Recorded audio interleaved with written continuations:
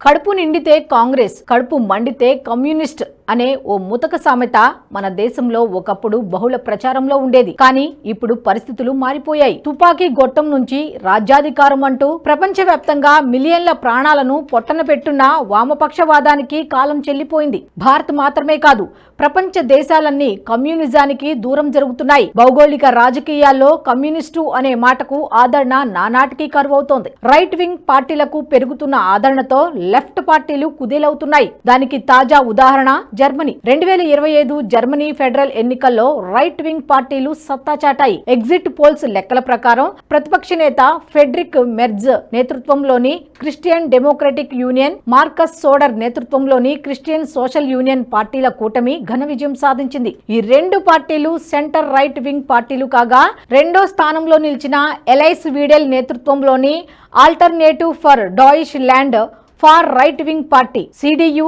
CSU కూటమితో కలిసి AFD ప్రభుత్వంలో పాల్పంచుకోబోతోంది. దీనికి సంబంధించి ఇప్పటికే స్పష్టమైన సంకేతాలు వెలువడుతున్నాయి. 630 సీట్లున్న జర్మనీ పార్లమెంట్ బుండెస్టాగ్ లో ప్రభుత్వ ఏర్పాటు కావాల్సిన మ్యాజిక్ ఫిగర్ 316. తాజా ఎన్నికల్లో సిడియు సిఎస్యు కూటమికి 208 స్థానాలు లభించాయి. ఏఎఫ్డి 152 సీట్లలో విజయం సాధించింది. దీంతో రైట్ వింగ్ పార్టీలు 360 స్థానాలతో మ్యాజిక్ ఫిగర్ ను దాటేశాయి. దక్షిణపక్షం దెబ్బకు ప్రస్తుతం జర్మనీ ఛాన్సలర్ ఒలాఫ్ షోల్జ్కు చెందిన సోషల్ డెమోక్రటిక్ పార్టీ ఘోర పరాజయాన్ని చవిచూసింది. ఆ పార్టీ కేవలం 120 స్థానాలకే పరిమితమైంది. ఇతర లెఫ్ట్ వింగ్ పార్టీలైన గ్రీన్స్, ది లెఫ్ట్ పార్టీలను కలుపుకున్న మ్యాజిక్ ఫిగర్ కు ఆమడ దూరంలో నిలిచింది. ఫైనల్ రిజల్ట్స్ కూడా దాదాపు ఎగ్జిట్ పోల్స్ నే ప్రతిబింబించనుండడంతో సిడియు సిఎస్యు కూటమి నేత ఫ్రెడరిక్ మెర్జ్ జర్మనీ ఛాన్సలర్ గా ప్రభుత్వాన్ని ఏర్పాటు చేయడం ఖాయంగా మారింది. ఏప్రిల్ 20న జరగబోయే ఈస్టర్ పండుగలోపు ప్రభుత్వాన్ని ఏర్పాటు చేస్తామని ఇప్పటికే ఆయన ప్రకటించారు. ఈ ఎన్నికలు జర్మనీలో గణనీయమైన రాజకీయ మార్పులకు సంకేతంగా నిలిచాయి. ఎందుకంటే రెండో ప్రపంచ యుద్ధం తర్వాత తొలిసారి ఓ ఫార్ రైట్ వింగ్ పార్టీ బలమైన స్థితికి చేరుకుంది. 152 సీట్లు సాధించిన రెండో స్థానంలో నిలిచిన ఏఎఫ్డి కొత్త చరిత్రకు శ్రీకారం చుట్టింది. గత ఎన్నికల్లో కేవలం 10.3% ఓట్లు సాధించిన ఏఎఫ్డి ఈసారి 69 స్థానాలు మెరుగుపరుచుకొని 20.8% ఓట్లు కొల్లగొట్టింది. అంటే కేవలం 4 ఏళ్లలో రెట్టింపు ప్రజాభిమానాన్ని ఆ పార్టీ పోగు చేసుకుంది. వామపక్షమైన పాలకపక్షం మూడో స్థానానికి పరిమితం కావడం, రెండో ప్రపంచ యుద్ధం తర్వాత ఓ ఫార్ రైట్ వింగ్ పార్టీ తొలిసారి ఎన్నికల్లో సానుకూల ఫలితాలు సొంతం చేసుకోవడం కొత్త చర్చకు దారితీసింది. అసలు జర్మనీలో దక్షిణపక్షం పునరేకీకరణ ఎలా జరిగింది, ఎందుకు దారితీసిన పరిస్థితులు ఏంటి అన్నది ఓసారి చూద్దాం. యూరోజోన్ సంక్షోభ సమయంలో వామపక్ష పార్టీలకు వ్యతిరేకంగా 2013లో ఏఎఫ్డి పురుడు పోసుకుంది. ఆ ఏడాది జరిగిన ఎన్నికల్లో కేవలం 4.7% ఓట్లను మాత్రమే సాధించింది. ఆ తర్వాత ఫార్ రైట్ వింగ్ భావజాల పార్టీతో కలిసి రాజకీయ పోరాటం ప్రారంభించింది. జర్మనీ ప్రజల్లో జాతీయవాద భావజాలాన్ని రగిలిస్తూ ఇస్లామిక్ వలసదారులను వ్యతిరేకిస్తూ ముందుకు సాగింది. వాతావరణ మార్పులు వంటి వామపక్షవాద తోట కబుర్లకు చెక్ పెడుతూ నాజీ యుగాన్ని తలపిస్తున్న లెఫ్ట్ పాలకుల దురాగతాలను ఎండగట్టింది. Immigration control, deportation, euro, NATO కూటముల్ని వదిలివేయడం, అణుశక్తిని ప్రోధి చేసుకోవడం వంటి అంశాలే ఎన్నికల ఆయుధాలుగా ప్రయోగించింది ఏఎఫ్డి. రష్యాతో జరుగుతున్న యుద్ధంలో ఉక్రెయిన్ సాయం అందించడాన్ని ఏఎఫ్డి తీవ్రంగా వ్యతిరేకించింది. ప్రస్తుతం జర్మనీ ఆర్థిక వ్యవస్థ దారుణ పరిస్థితులను ఎదుర్కొంటోంది. ఈ విపత్కర పరిస్థితుల నుంచి జర్మనీని గట్టెక్కించడమే లక్ష్యంగా ఎన్నికలకు వెళ్లింది ఏఎఫ్డి. దీంతో విద్య, వైద్యం, ఉద్యోగ ఉపాధి అవకాశాల్లో తీవ్ర సంక్షోభాన్ని ఎదుర్కొంటున్న జర్మనీ యువత, ముఖ్యంగా 1990 ముందు నాటి తూర్పు జర్మనీ ప్రాంత యువత ఏఎఫ్డి విశేషంగా ఆదరించింది. ఈసారి ఎన్నికల్లో నమోదైన గణాంకాలే ఇందుకు అద్దం పడుతున్నాయి. జర్మనీ పశ్చిమ ప్రాంతంలో 18% ఓట్లు సాధించిన ఏఎఫ్డి కమ్యూనిస్టులకు కంచుకోట లాంటి తూర్పు ప్రాంతంలో ఏకంగా 36.2% ఓట్లను కొల్లగొట్టింది. దీంతో జర్మనీ రాజకీయ చరిత్రలో ఏఎఫ్డి ఓ నవశకానికి నాంది పలికినట్టయింది. 1990 జర్మనీ పునరేకీకరణ తర్వాత తూర్పు ప్రాంత అవసరాల విషయంలో పాలకులకు శ్రద్ధ కరువైంది. ఇది అసమానతలకు దారితీసింది. దీంతో రెండు ప్రాంతాల మధ్య ఆర్థిక అంతరం కొనసాగుతూ వచ్చింది. ఈ ఎన్నికల్లో తూర్పు ప్రాంతాన్ని చిన్నచూపు చూస్తున్న పశ్చిమ ప్రాంత సంపన్న వైఖరిని ఏఎఫ్డి ఎండగట్టింది. దీంతో తూర్పు ప్రాంత ప్రజల అసంతృప్తి ఓట్ల రూపంలోకి తర్జుమా అయింది. ఫలితంగా తాజా ఎన్నికల్లో ఏఎఫ్డి సత్తా చాటింది.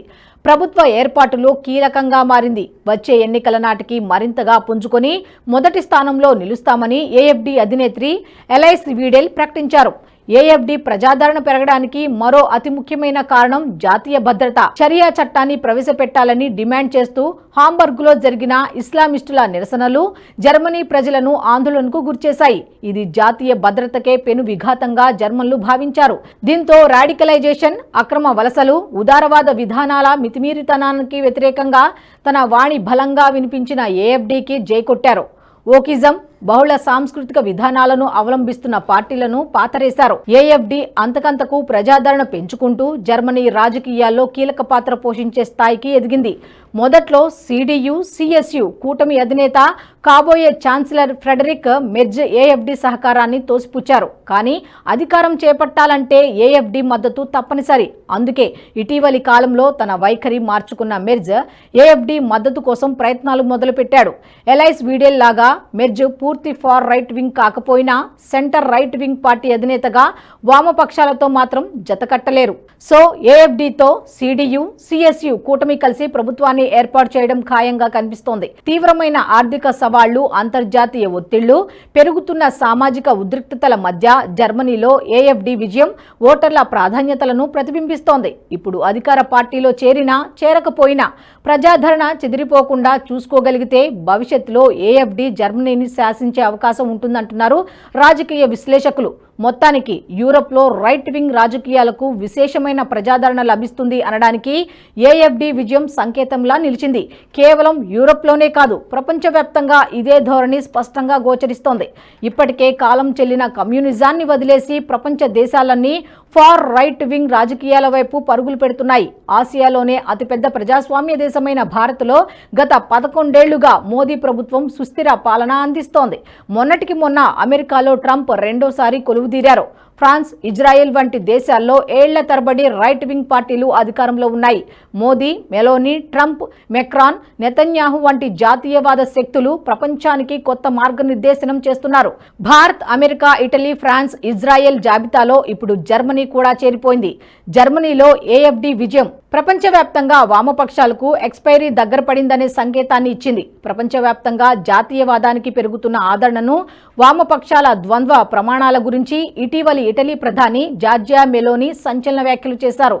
వాషింగ్టన్ డీసీలో జరిగిన కన్జర్వేటివ్ యాక్షన్ కాన్ఫరెన్స్ లో ఆన్లైన్ ద్వారా ప్రసంగించిన మెలోనీ వామపక్షాల వైఖరిపై దుమ్మెత్తిపోశారు. తనతో పాటు మోదీ, ట్రంప్ వంటి నాయకుల కారణంగా దక్షిణ పక్షాన్ని ఎదుర్కోలేక వామపక్షాలు పతనావస్థలోకి జారుకుంటున్నాయని అన్నారు. అమెరికా అధ్యక్షులు డొనాల్డ్ ట్రంప్ ఉపాధ్యక్షులు జేడీ వాన్సన్లను ప్రశంసిస్తూ వామపక్షాలపై నిప్పులు చెరిగారు. 1990లలో ప్రపంచవ్యాప్తంగా లెఫ్ట్ నెట్వర్క్ ఏర్పాటు చేసిన బిల్ క్లింటన్, టోనీ బ్లెయిర్ వంటి నాయకులను కుహానా లెఫ్ట్ లిబరల్ మీడియా రాజనీతిజ్ఞులుగా కీర్తించిందని విమర్శలు గుప్పించారు. అదే సాంప్రదాయవాద, జాతీయవాద నాయకులకు ఆదరణ పెరిగినప్పుడు మాత్రం వామపక్ష మీడియా ద్వంద్వ వైఖరిని ప్రదర్శిస్తోందని మండిపడ్డారు. నిరాధారమైన నిందలు మోపుతోందని, ప్రజాస్వామ్యానికి ఇది పెను విఘాతమని విమర్శించారు. అయితే లెఫ్ట్ లిబరల్ మీడియా తమపై ఎంతగా బురద జల్లాలని చూసినా తమ స్వచ్ఛతను కాపాడుకుంటామని అన్నారు. ఎందుకంటే తాము తమ దేశాలను ప్రేమిస్తామని కుండబద్దలు కొట్టారు. వామపక్షాలు ఎంతగా విమర్శించిన ప్రజలు జాతీయవాద నాయకులను ఆదరిస్తూనే ఉంటారని అన్నారు. మెలోనీ వ్యాఖ్యలకు జర్మనీ ఫలితాలు అద్దం పడుతున్నాయి. అనూహ్యంగా కన్జర్వేటివ్ యాక్షన్ కాన్ఫరెన్స్ లో మెలోనీ మాట్లాడిన మరుసటి రోజే జర్మనీలో ఎగ్జిట్ పోల్స్ ఫలితాలు వెలువడ్డాయి. జర్మనీలో తాజా రాజకీయ మార్పులు, రాడికల్ ఇస్లామిక్ వాదులు, వలసలతో తీవ్ర సంక్షోభాన్ని అనుభవిస్తున్న మరికొన్ని దేశాలకు ఆదర్శంగా మారనున్నాయి. చైనా, రష్యాలు సాంప్రదాయిక కమ్యూనిజానికి ఏనాడో తిలోదకాలిచ్చాయి. కాబట్టి ఆ దేశాల్లో మాత్రం వామపక్షాలకు కొత్తగా వచ్చే ఇబ్బందులేం లేవు. కానీ మిగతా ప్రపంచ దేశాల్లో మాత్రం కాలం చెల్లిన కమ్యూనిస్టు పార్టీలను ఆదరించే పరిస్థితులు కనుచూపు మేరలో కనిపించడం లేదు. ఈ వీడియో మీకు నచ్చినట్టయితే లైక్ చేయండి, 10 మందికి షేర్ చేయండి. అలాగే కామెంట్ల రూపంలో మీ అభిప్రాయాలను మాతో పంచుకోండి. Nationalist hub group of channels ను సబ్స్క్రైబ్ చేసుకుని తెలుగునాట జాతీయవాద జర్నలిజాన్ని ప్రోత్సహించండి. ఈ వీడియో కింద ఉన్న బెల్ ఐకాన్ పై క్లిక్ చేయడం మర్చిపోవద్దు.